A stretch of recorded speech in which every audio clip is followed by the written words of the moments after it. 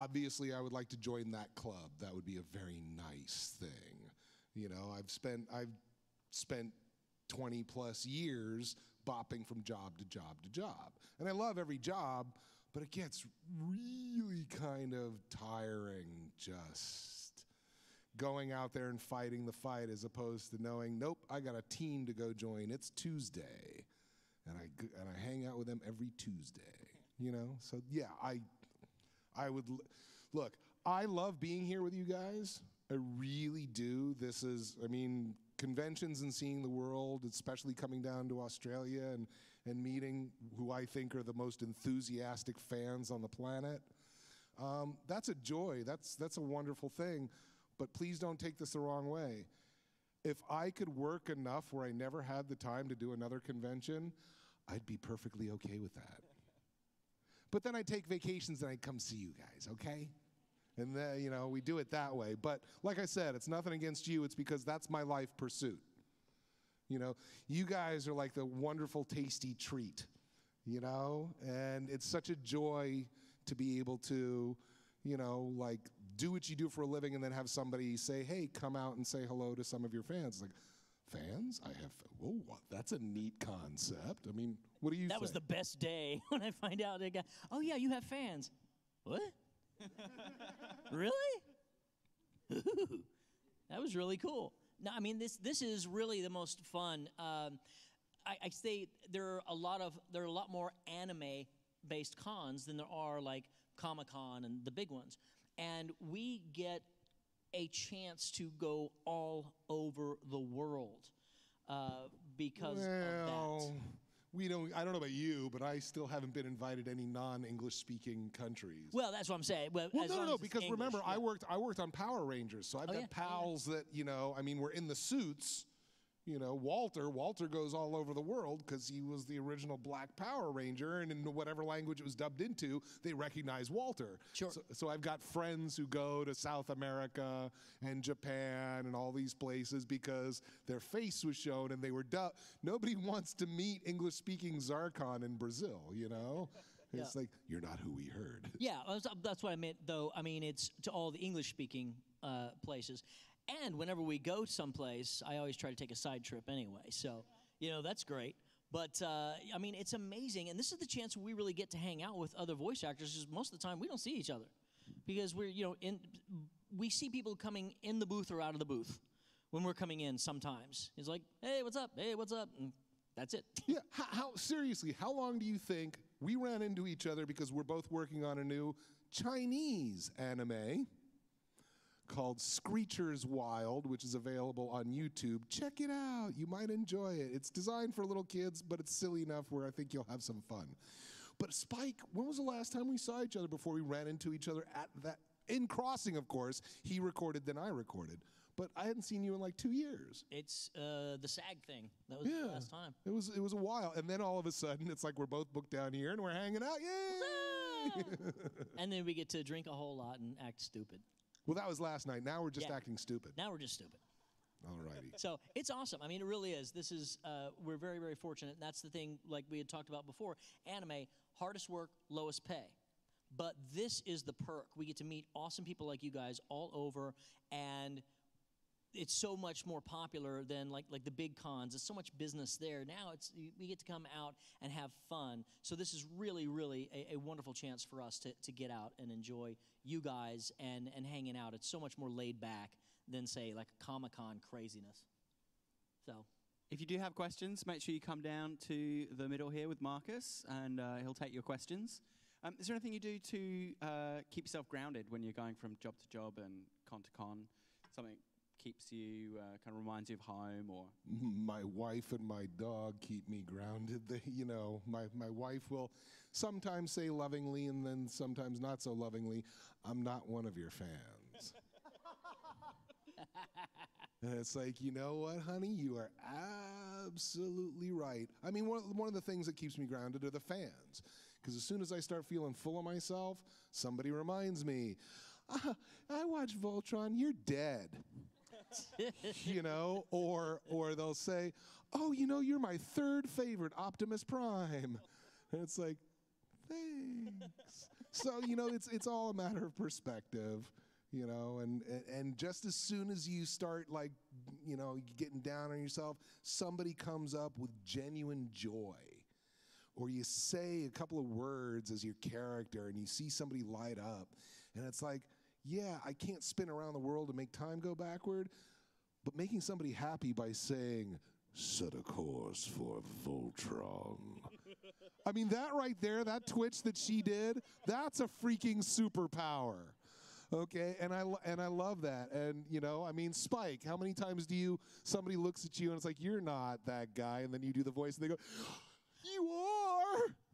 Which voice does that the most? I would say Shinji, but not really. Everybody's looking at you and go, yeah, okay, Shinji. But, you know, like I had somebody flip out over Black Butler, Snake. Okay, and that sounds like? Well, I got 13 voices for him, so. Pick one. I guess, hello, everyone.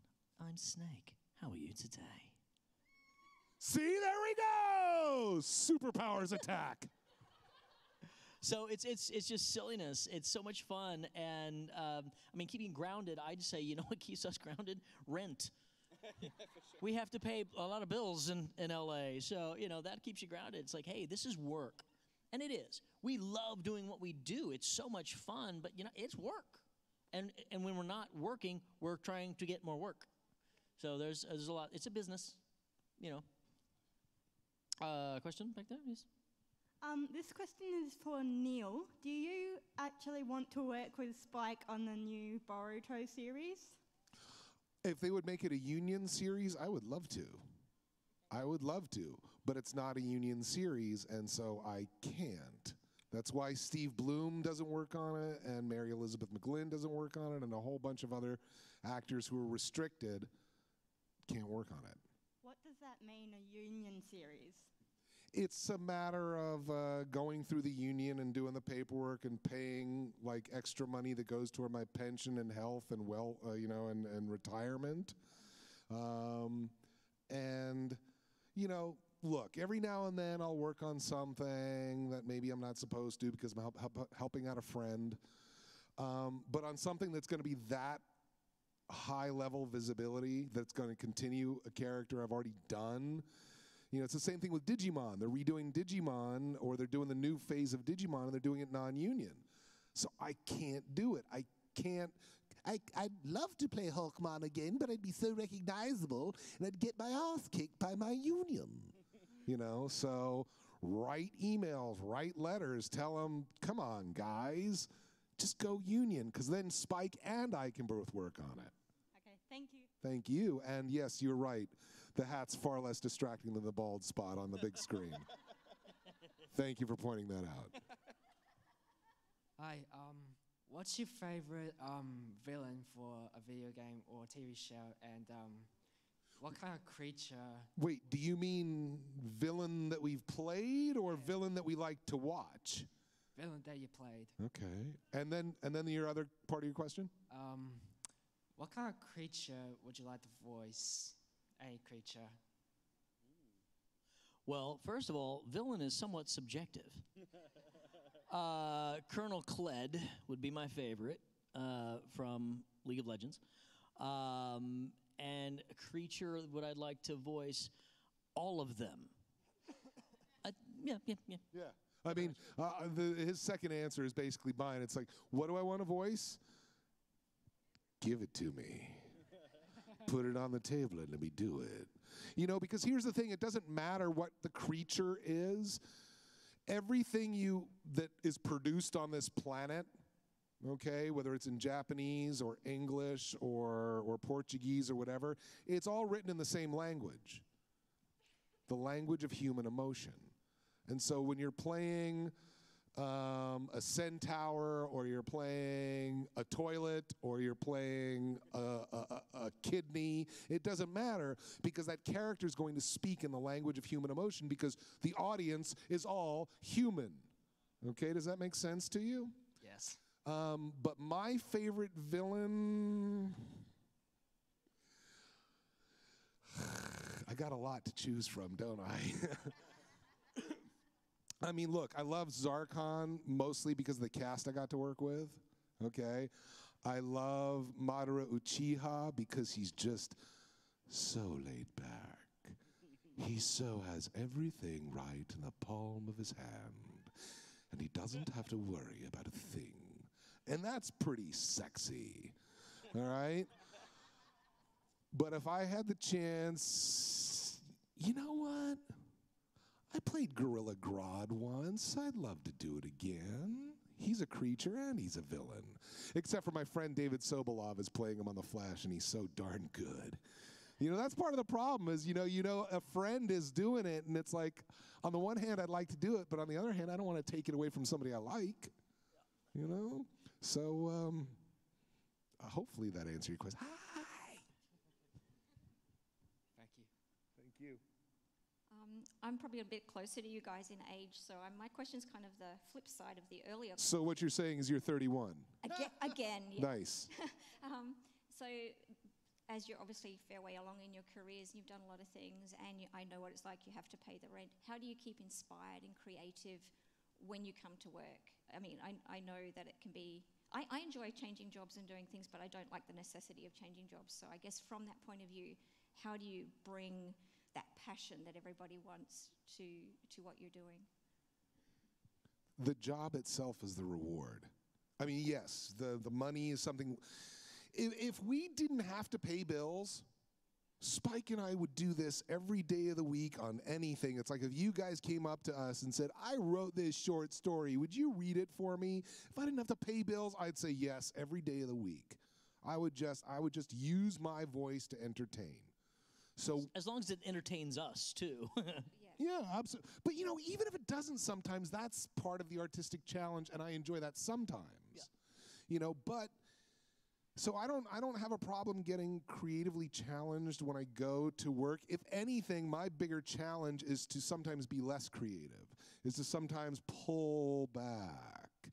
You know, it's like one of the things that Andrea Romano used to do with me with Voltron is less is more, Neil, less is more. I know you want to go ahead and chew up the scenery and really go after those paladins, but sometimes you just have to bring it back. You know, so sometimes my biggest challenge is I'm so jazzed to be there that it's like, I want to do everything like this. You know, I'm just like, I'm here. You know, I'm the guy that works on something and says, do you have any other characters you want me to do? Because, like, I can do dialects and stuff. And usually it's more, calm down, Neil, calm down. Thank you. What he said. No, stop it. What do you do on the days that you're reading something that you don't like? Or you're working on a show that you're not in love with? What do you do? I mean, you know, there's something to be said for the search for work. You have to enjoy the process. You know, it's like we audition a lot. A lot of times that's not fun, but we do it. And it's like, have you ever gambled? You know, it's like, oh, I'm betting on black, I'm betting on black, I'm betting on black, and you lose, and then bam, you win. And it's like, yeah, it's so exciting. It's kind of like that. You keep going, and then when you get it, it's just like awesome. It's so exciting that, and it's like, oh, it's a corporate training for Dairy Queen. Yeah. Yep. Woo. Yep, I'm going to inspire people to make blizzards. Yeah. Booyah! Thank you. Thank you. I have a question for Neil. Do you ever want to voice a female character? What makes you think I haven't already? No, of course I would love to. I mean, you know, obviously it would have to be somebody who smoked a lot. You know, so it'd be like Mrs. Rosen. Spike, you have a call on line 2.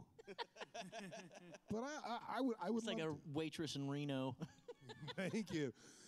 Here's your coffee, darling. What about you, Spike? You want the pie? Have you ever played any female characters? I have. I don't remember. A long time ago, I played. It was on Golden Boy. It was basically a Monty Python character. It was, oh well, goodness, that sort of thing. Yeah, and but yeah, I mean, I've never really done it. I mean, I can. Sure. Exactly. I mean, the closest because I do audio books, and they're women in the books. And so the biggest thing that I try to do is I just try to play them with emotional honesty, not necessarily vocal accuracy. Does that make sense? And how do you do that? Acting. Genius. Thank you. Thank you. Thank you. Thank you. Thank you. Thank you. Thank you. This is a question to both of you. What do you like Australia? What do you like about Australia so far?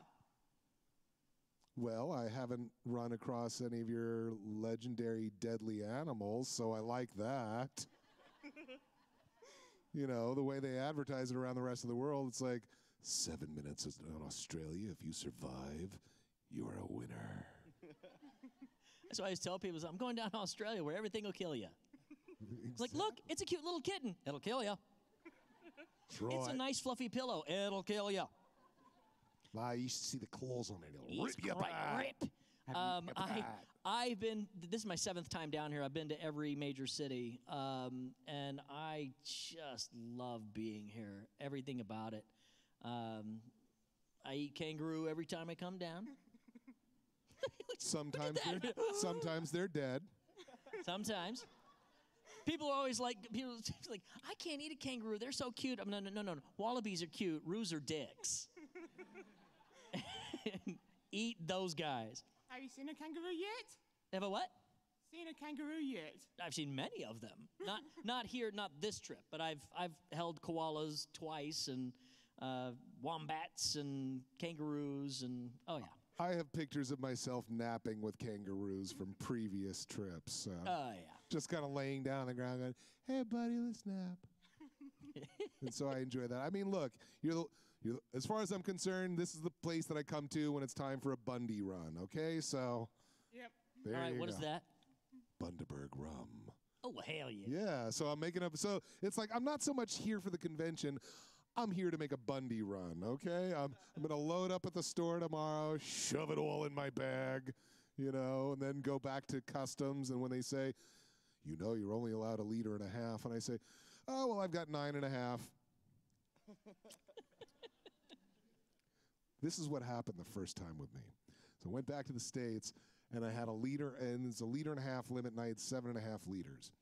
And I go through customs, and I tell them the truth, and the guy goes, all right, go over there and talk to that guy. I go over and talk to that guy. He goes, what did he send you over for? I said, I've got too much alcohol, and the guy pounds the table and goes, I never worry about that. And he starts glaring at the other guy. Excuse me, sir, I'm not glaring at you. I'm just using you as a prop. I'm going to glare in your direction. And then he goes, all right. And he gets the manual, and the manual's really thick, and it's like all these laminated pages, so they're sticking together. And he looks down, and he goes, okay, the fine is 15 cents a liter. That'll be $9. And I said, $9? Cool, I'll pay it. Just so you know, 6 times 15 is 90 cents, not $9. That's why I don't worry about this stuff. So I go over to the little fine window, and I changed over my money when I was here and before I left, and had the smallest thing I had was like a 20. And the guy goes, it's 90 cents. I go, oh, that's the smallest I got. He goes, we don't make change. And literally, the guard reaches into his pocket, takes a handful of change, slaps it down on the counter, and says, that's why I don't worry about this stuff. So I'm not worried about bringing too much alcohol back to the States, basically, is the moral of the story. Okay, that was awesome. Howdy, guys. Hello! Being wonderfully goofy voice actors, we all know you love playing characters in the mirror at home. So, like, have you been watching me? What the hell? What's going on? Absolutely. You're wonderful. But have you got a favorite twist you put on a character or an entirely new character you love just doing by yourself? Well, when I'm doing the characters by myself, I'm usually doing them naked. So that's kind of a twist. 'Cause I don't usually do that in the booth. I don't know. It's you know what's really fun is when you find another voice just kind of out of the blue, something pops in. You're like, oh, that's a good one. I need to remember this. And then, of course, you forget it. But you need to remember that. So I'll get my phone and I'll say a couple of lines in, whatever. And then, like, months later, I go back and I listen. I'm like, that sucked. By the way, Spike just sort of used shorthand, I'm pretty sure. I did what now? You used shorthand. You said you found a voice, okay? And what I try to tell people, because every now and then there's an aspiring voice actor out here, he's talking in shorthand. What he meant was he found another character, okay? Because we speak in shorthand and we say we do voices. Spike doesn't do voices. Spike plays characters. And my guess is if he does a voice into his phone and it doesn't work, it's because he was doing a voice and not playing a character. Possibly. Because when he imbues it with attitude and emotion and brings it to life, that's something he can put up on his shelf and pull down later. Then it's a character. And then what you do is you mold that, you know? It's like, yes, I can do this right here, but when I add a little bit more attitude, then it becomes Hawkman. All right? So it's about the acting. The one thing I do as an actor as often as I can is I try to have a secret when I'm doing something as the character. Because right now, everybody here has something in their head that nobody else knows about. Maybe it's what you had for breakfast. Maybe it's the fact that you still regret having flushed your little sister's doll down the toilet and you never told anybody. Whatever it is, we all have secrets, and they help to shape who we are, our view of the world, and our interaction with other people. Characters are the exact same. So when you've got a character, you know, Bruce Wayne's secret is that he's Batman. Batman's secret is that he's Bruce Wayne. Okay? And that comes into play every time. And so it just makes what's going on in your head more interesting. And then there's just that undercurrent that people can't quite put their finger on that's more life. Does that make sense? Awesome, thank you. So if I have a secret, that's it. Yeah, and one other thing is, like, whenever we do come up with these characters, like you said, put them on the shelf, it's like I'll have a voice that I'm like, I really want to use this voice sometime, and then you get a chance, and you put that voice into something, and it gets you the job because you're like, I knew that was going to be a great voice, and then I go and do it, and that's happened several times in the last couple of years when I. It's almost like you called up a friend that nobody knows that you have a good relationship with, and they partner up with you. And you play with that voice until it gets really smooth, and then it's like, oh, this is going to be a great character. So, yeah. Awesome. Thank you. On the AVCon website, it said that both of you guys had like some part on BioShock Infinite. What were your parts? Who were you on? We were both on BioShock Infinite. Who were you? Oh, yeah. I was a couple of things. I was a mailman thing. Don't ask me. It was it was like a mailman guy that was also a rebel or something. I don't know. I didn't play it or watch it. And then I was also, I think, a preacher on something, and I think one other little bitty thing. So I played 3 characters. One of the interesting things for me with BioShock Infinite is I showed up for my session. And the first thing I do is ask, you guys have a reference? You guys have the choice that you made? And the director said, no, we don't. What did you do? And it's like, I auditioned for 12 things a week or 12 things a day. I don't remember what I did. So I said, I don't know. He said, well, look at the script. And I looked at the script and said, okay, I would have done one of 2 things. He said, what? I said, I would have given you a 165-pound version, and I would have given you a 240-pound version. And he had me do both. And he said, great. Today we're going to use the 165-pound version, and I'm bringing you back next week to use 240 on a different character. All right? So because I was in the moment and I know what I have to offer, I was able to book more work. But the characters that I remember, there's one character, I don't remember his name. Then there's a character by the name of Thursday Warren. And I remember the name just because it sounds like a Supreme Court justice. And here's the thing. Nobody shouted out, I will. If anybody gets the answer to this, raise your hand, and if you get it right, I've got a prize for you. The question is, why do I remember the name of this character? The character's name was John Hammond. What? No. Jurassic Park. What about Jurassic Park? He was the guy that put together the park and funded it and did all that. We have a winner! Dude, have you ever heard of a thing called Comic-Con? Is that something you'd like to go to? Not that I'm going to fly you up there.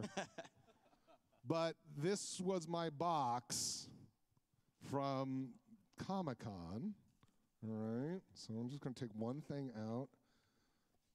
I'm going to take my pass because I don't want to get in trouble. But the part that has Andrew Lincoln's face on it, that part, and the box, which has a neat magnet. Thank you for knowing the trivia, man. That was awesome. I remembered the name John Hammond because that was the guy in the white suit with the white beard who said, "Welcome to Jurassic Park." So, yeah, that's it. He is nerd like me. So I just looked up my IMDb. It's like, yes! Additional voices. BioShock. That's what I did. Additional voices. Thank you. Thank you.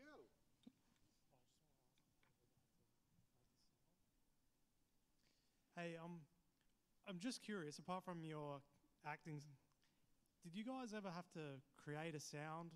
I only ask because I love Peter Cullum, and he's, made a few iconic sounds. Have you ever been in that situation? But to make sounds, what do you...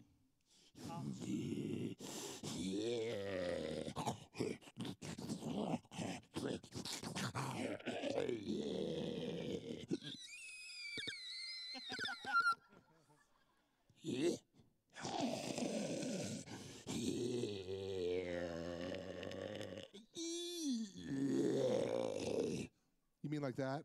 Yeah. Brilliant. Yeah. Or you Yeah. just mean like... Yeah, me too. I played some of the Zomboys on, was it Monster High or? Give us one. It was funny because we were like, And,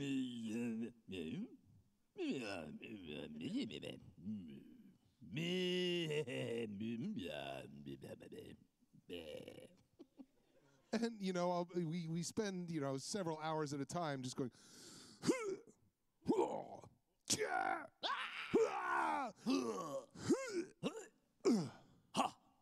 The beginning of the jump, the land, we need more impact. Yeah. No, he doesn't. No. He falls on his butt, but his back doesn't hit the ground. Oh, that's right. Literally, we will get that. That is a direction you'll get sometimes. Hit the ground. Okay, Spike. Yes. Hit the ground and then roll. See? Go ahead, give me one. Give me one. Jump very, very high in the sky and then fall flat on your face.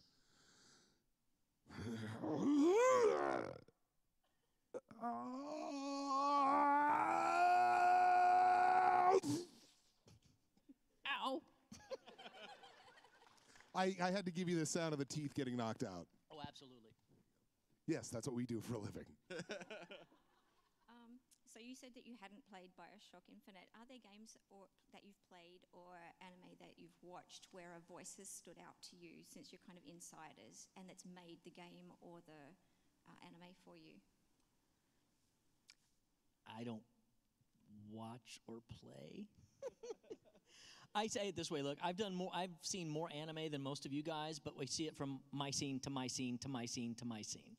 That kind of thing. So I don't have time to play video games. I would never leave the freaking apartment. Yeah, I have too addictive a personality. If I played video games, I'd never leave. Besides the fact that once we got into the second joystick, I was like, I'm too lame. I'm out. I mean, my heyday was like twisting the knob and boop, boop, beep, beep, boop, boop, beep, playing Pong. You know, by the way, that was my first voiceover job. Oh, excellent. Wow. I was the sound of Pong. Good for you. That's fantastic.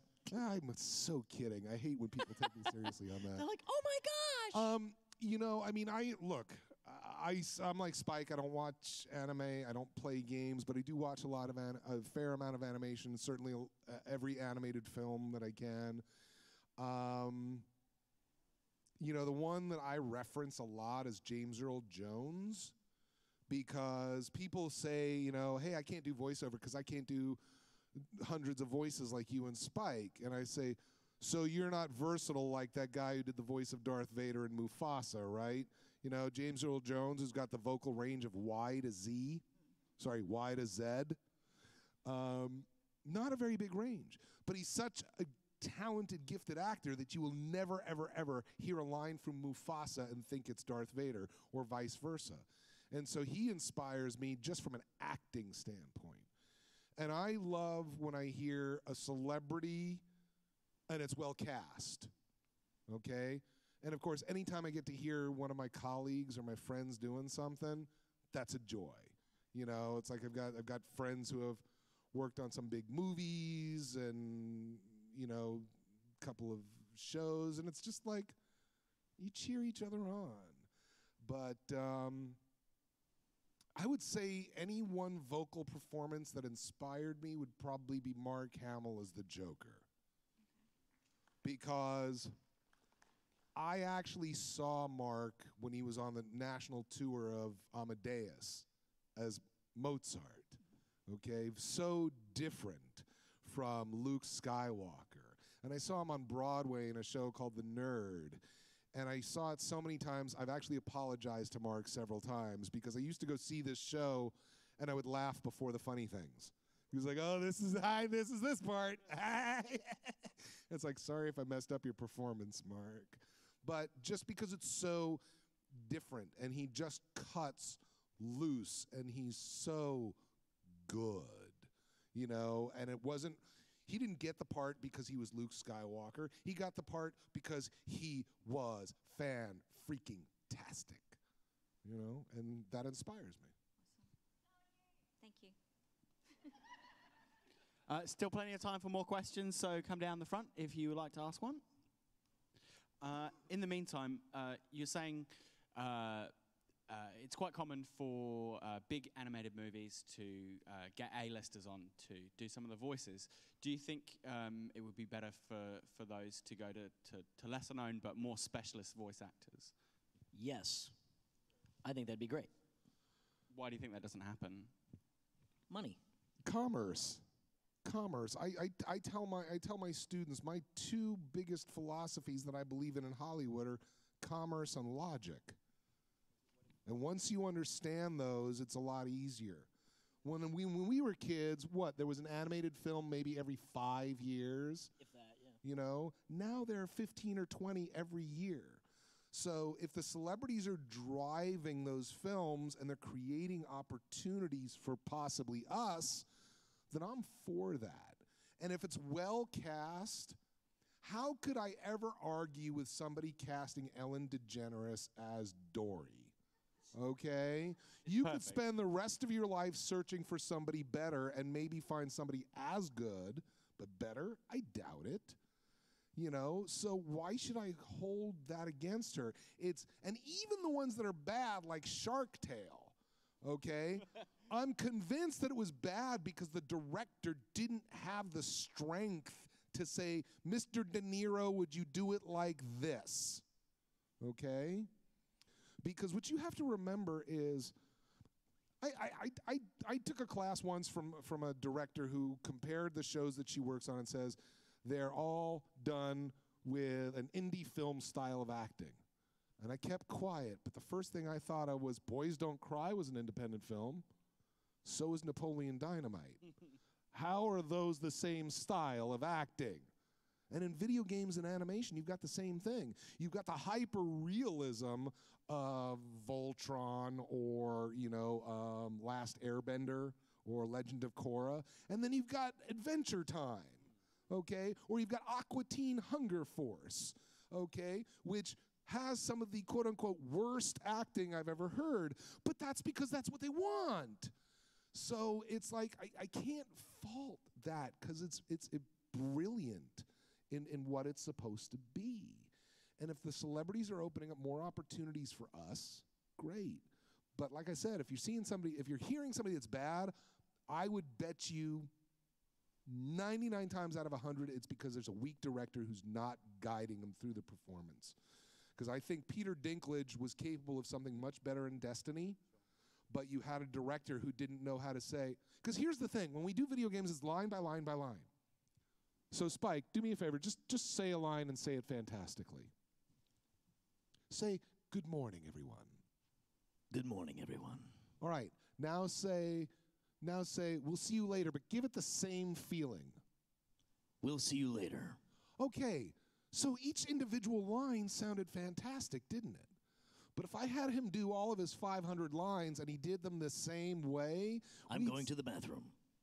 We would stitch that into a conversation and it would get dull. I want a candy bar. And after you hear that in a third scene, you just go, oh my God, this guy can't act. I'm not wearing pants. And it just keeps going. Even though each individual line as he's delivering it is brilliant, it's fantastic, it's amazing. But if you don't have a director that knows how to stitch that together, it won't work. And that's why I don't blame the actor, I blame the director. Yeah, and that's what I've been saying in my panels as well. It's like, we do what we're told. We do what we're told. It's like I said, it's not just the fact that you can do funny voices or do accents, dialects, and all that kind of stuff. It's the fact that we can be directed in micro increments immediately. That's where the real technical talent comes in. So, anyway. Hi, my question is in your acting career, who is the evil person in your voice acting ever? I'm asking for him for Diabolico. Diabolico was the freaking hero of that season. Like in general, I know, but Diabolico didn't end up being the villain, did he? At the end of Lightspeed Rescue, who saved Mariner Bay? Was it the lazy little punk-ass Power Rangers? No, it was the villain. Diabolico did that. So I ultimately, and what's interesting is because I never knew that was coming, and I love that story arc for Diabolico. It's like he had this moment of redemption, you know? The most evil, I mean, it's like Spike said, villain is a matter of perspective, you know? It's like, I try to play villains as much as possible as, I'm doing this because this is what's best for everyone. I know better. All right? So it's Thanos. Yeah, so is Thanos a villain? Yes. But if what he's doing is saying there are finite resources in the universe, and if we use them all up, we're all dead. It's doom for us all. So what I'm going to do is I'm going to cut it in half, and we'll all survive. Is that villainous? It may go against our values, and we may want to fight him, but there's a logic that he buys into and he believes, and he honestly believes he's doing something for the betterment of all. It's like most Bond villains. And that's what gives the character so much interesting flavor. You know, it's like when villains do things and we're like, oh, that's horrible, and they relish in it. They're like, this is the best thing ever, slice. You know, and you're like, oh, but that's horrible, and they're loving it. It's interesting to watch. So it gives us something to work with. I'm trying to rack my brain and think of anybody who is just like out and out just evil. If I think of it, I'll let you know. No, because I think he's doing what he has always believed to be, to create a better world. He honestly believes that humanity and the world will be better off after the infinite Tsukuyomi. Okay? That's what he believes. You may disagree, because it'll wipe you out and your friends and your family. Okay, but in the grand scheme of evolution and time, we'll all be gone in the blink of an eye anyway. So, Madra is thinking of the grand scheme of things. Okay, so to him, he's being heroic. He's doing what's right. It's just it's worse for 6 billion other people, that's all. Hi, Shiro. I was wondering if you could have a voice off. What does that even mean? A battle of the voices of your characters. No. No, because first of all, I want to answer other questions that are there, and it's not a competition thing. We're both amazing. Let's just leave it at that. Yeah, I mean, I appreciate your question. The closest thing I ever had to that was I was about to meet Seth Green at a signing at Comic-Con when this guy was literally right in front of me in line, and people there knew that I had voiced Optimus Prime. And he literally goes up to Seth and goes, blah, blah, blah, blah, Transformer, blah, blah, blah, blah, Cybertron, blah, blah, blah, and spouting off all this stuff. And I looked behind Seth, and all the people at the booth were like, do you know who's behind you in line? He was Optimus Prime. Seth Green pulls out his phone. Optimus Prime off! Optimus Prime off! Go! That moment was my Kobayashi Maru. That was my no-win situation. If I win, I like how I said that like Shatner. If you Shatnered it up, man. I win. I Shatnered on myself. If I win, I've beaten up on an amateur, and if I lose, I've lost to a dork. Okay? Either way, it's no win. So I just went, you know what? I read it off a page. You know what to say. You win. Good for you. I just left it at that. It was like, I'm not going to. My Optimus Prime off was when I didn't audition for the role but got it anyway.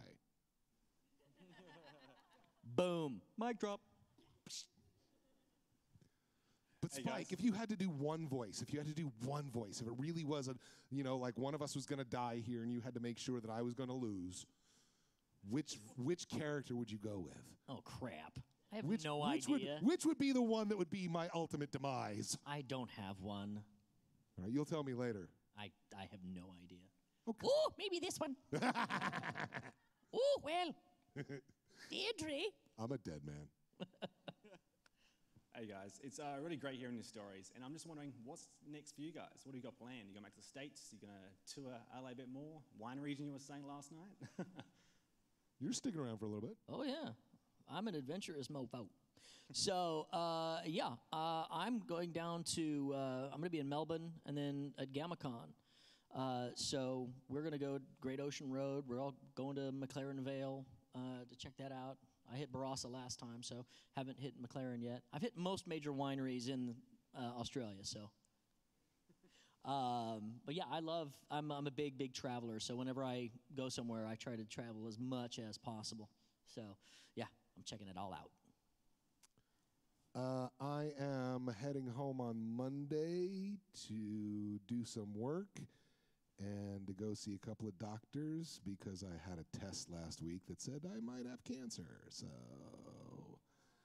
you do not. Hopefully, it's all good. Don't worry about it. Shh. Just get the positive energy flowing and everything will be fine, all right? So that's what I'm going home to do.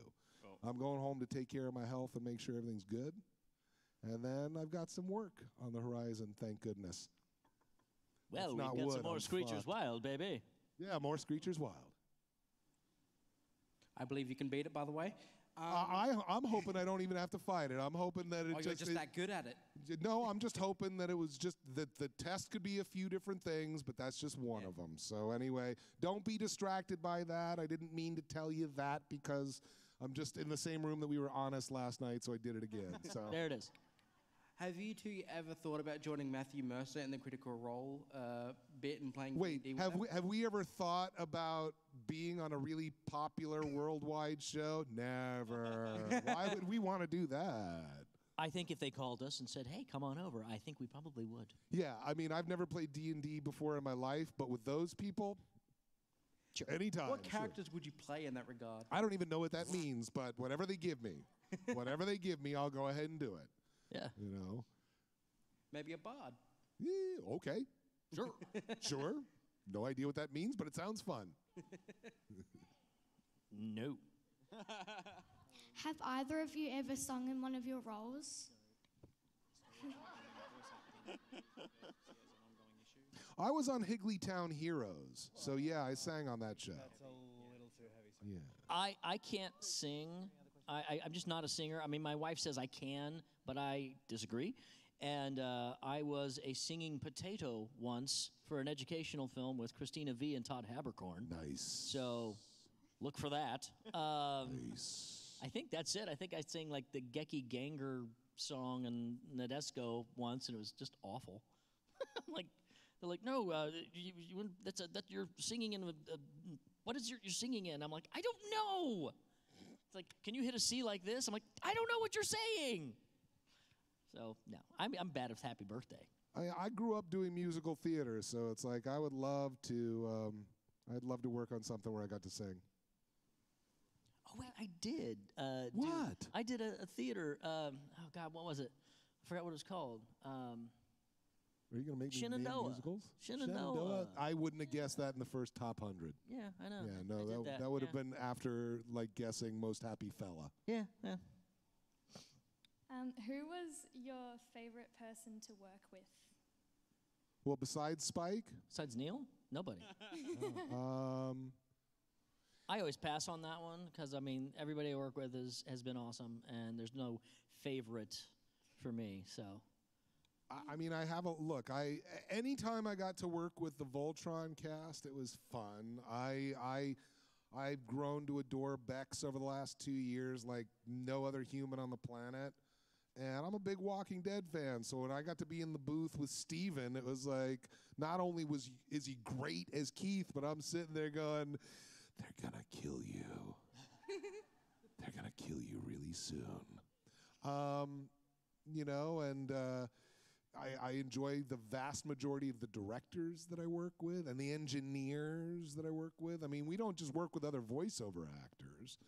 You know, it's like most everybody Very seldom work with other voice actors. Yeah. So. Most everybody who's involved in the business tends to be really pleasant because they sit there and go, this beat's working it in and out. Yeah. I will say Mike McFarland at Funimation, he directed the last 3 Avas with me, is one of the funniest human beings on the planet. And I mean, he made me laugh so hard, milk flew out of my nose, and I hadn't been drinking milk. Crazy. You lactated out of your nose? It's just crazy. Wildness. That's insane. That's some funny, funny stuff. All right. Thank you. Thank you. Our pleasure. Hi. First off, I was supposed to meet my mum in here at 1:30 and I can't find her, so... Mom? Mom! Yeah, if you're in here, just meet me outside. My question is, who's the youngest voice actor you've ever worked with, and did you enjoy it? Who's the what? The youngest, youngest. Voice actor you ever worked with. My baby.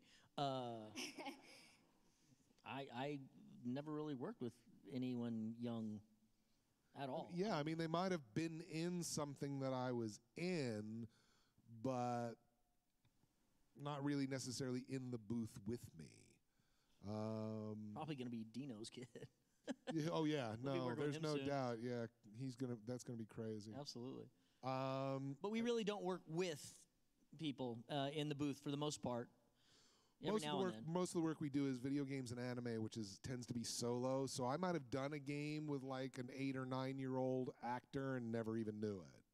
Yeah, I know. I did Peter Rabbit for Nickelodeon, and so I know there were kids in the booth on that one, but not with me. Sorry. Wait. Why do you ask? Just wanting to know if there are any kids voice acting. Yes, there are. Yeah, lots. Oh, yeah. As a matter of fact, there was a panel this weekend at San Diego Comic-Con where they featured a lot of, I think there were 6 voice actors, and I think they were all under the age of 12. And they were featured there with their coach. Okay, and these are all working voiceover actors.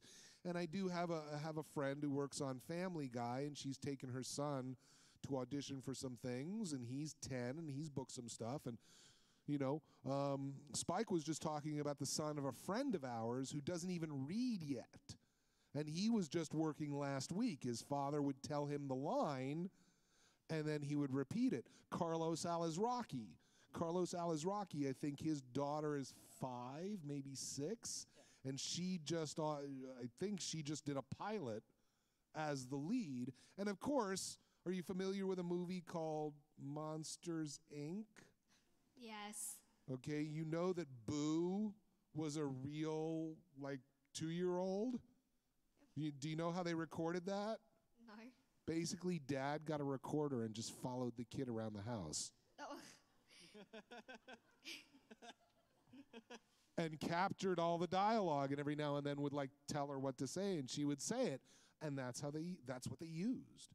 So basically, anything goes. Yeah, if you can talk and you can act a little bit, you're not too young.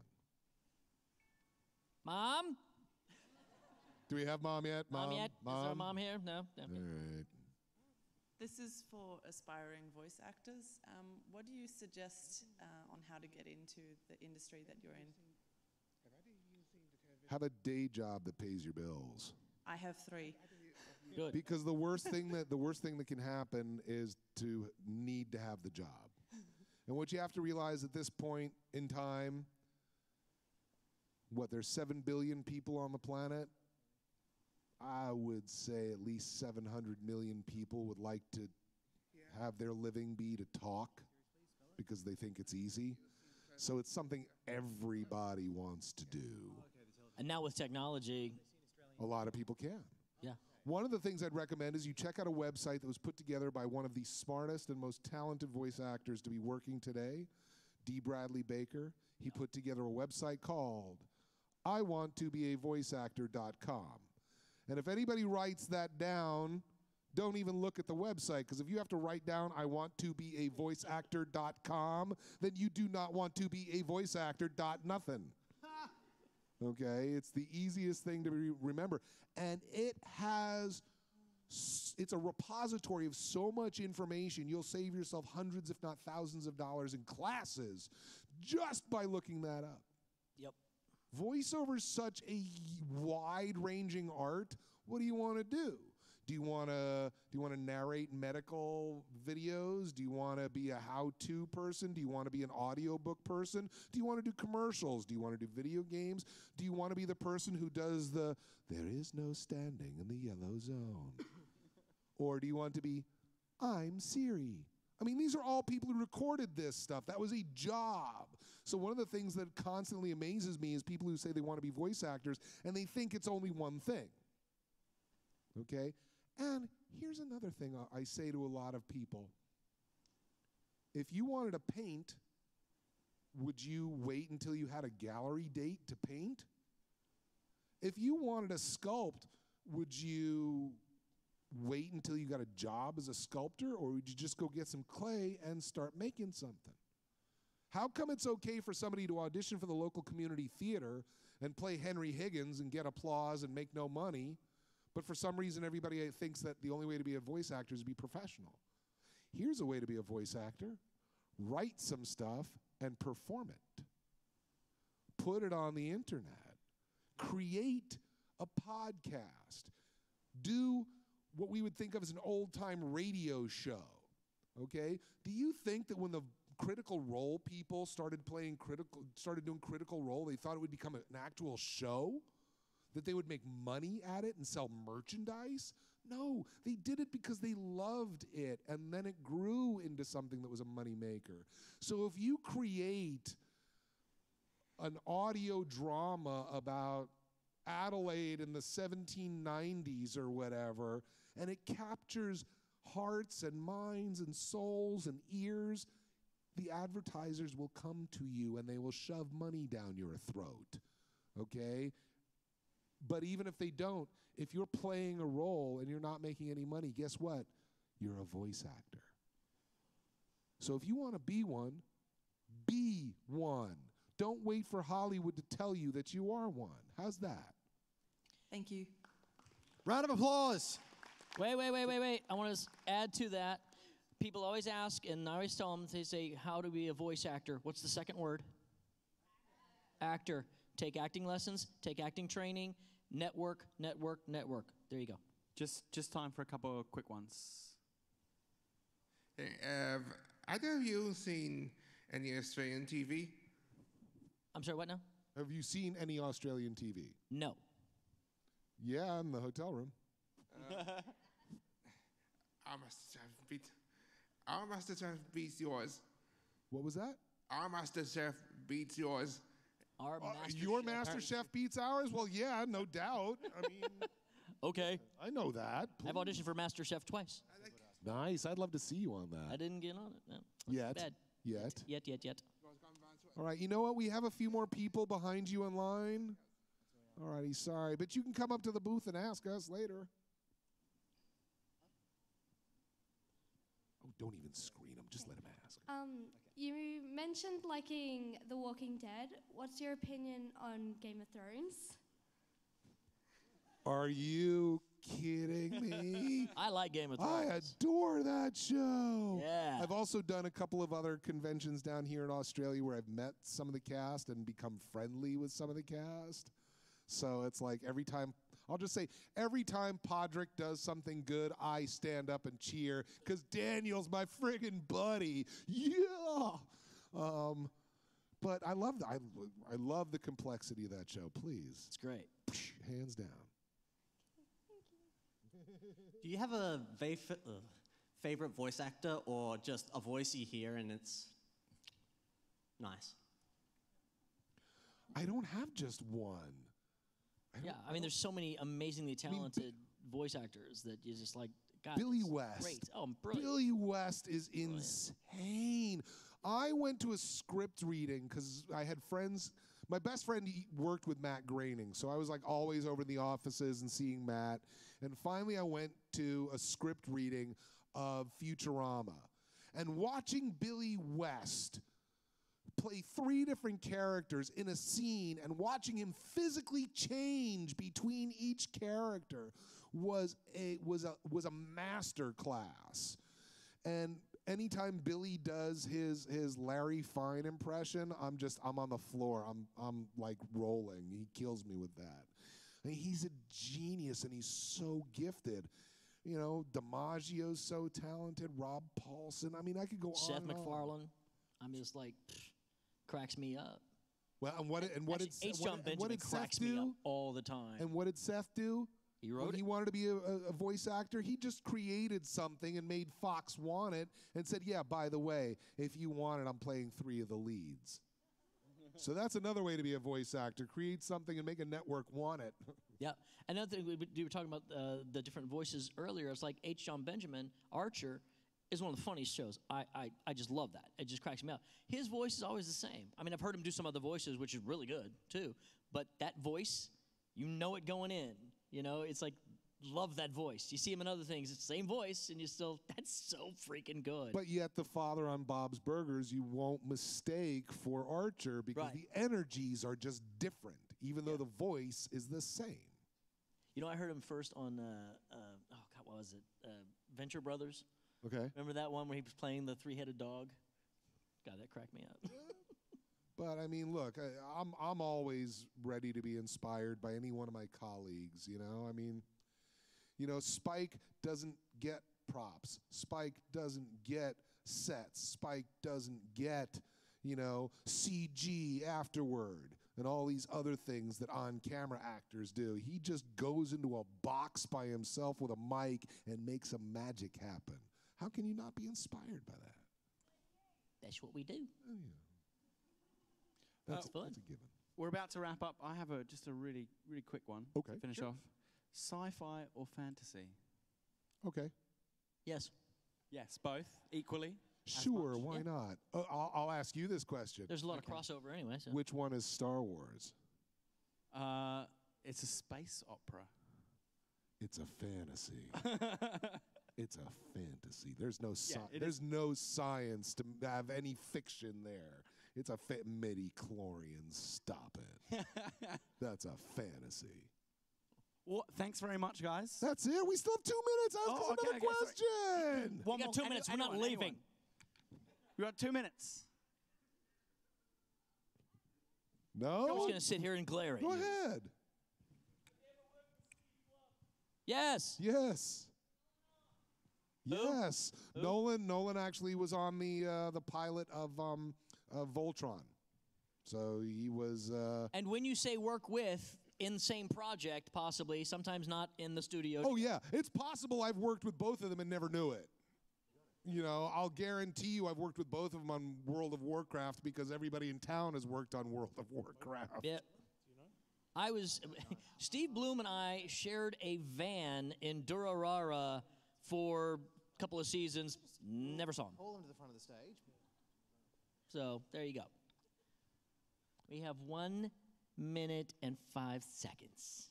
It's long enough for one more question. What? What's your question? Who's my favorite Game of Thrones character? Wow. You know, that changes so often because it was Ned, and then it was Jaime, and then it was Tyrion, and then it was back to Jaime. Daenerys. And then it was you know, the dude from Dorne who got his eyes poked out. Oh, yeah, you know? yeah. It was like, I did not see that coming. I know, Then again, man. he didn't see it going. Hey! Hello! Hey! No love for Brienne? What? No love for Brienne of Tarth? Well, of course. And Arya, I mean, come on. It's like there are just so many. You know, it's like not all of them are Sansa where you go, oh, please, for 4 seasons, then finally go, okay, now it's getting good. All right, now I'll pay attention, Sansa, I swear. Or Ghost. Right there. Yes, go. Cled. That was easy. All right. Fantastic, guys. All righty, everybody. Thank you so much. Come and see us on our table in the main room. Come and see us take pictures. Thank you so much. Thank guys you, are Adelaide. awesome. Good night. Good night, Adelaide. Big round of applause for our guests. Cosplay is up next, so we need to clear.